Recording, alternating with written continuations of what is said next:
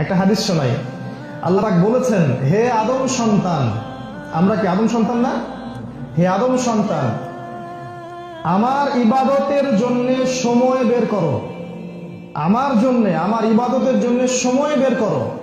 যদি তুমি আমার জন্য সময় দিতে পারো তাহলে দুইটা তোমাকে ফজিলত আমি দিব।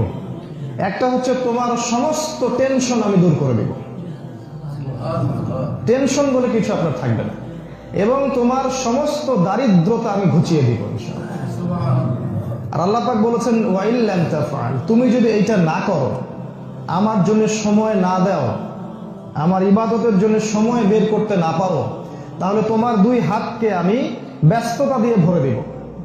যখনই বলবেন ব্যস্ত আছি, আল্লাহ পাক ব্যস্ততা দিয়ে হাত ভরিয়ে দিয়েছেন, এটা আল্লাহর গজব। আরেকটা হচ্ছে, তোমার অভাব আমি কোশ্চিন কালেও দূর করব না, তোমার অভাব আমি দূর করব না। কপালের মাঝখানে আল্লাহ পাক অভাব লিখে দিবেন। টাকা থাকতে পারে 1 কোটি, 2 কোটি, 3 কোটি, 10 কোটি, অভাব দূর হবে না। কারণ টাকা মানুষের অভাব দূর করে না, আল্লাহ মানুষের অভাব দূর করেন।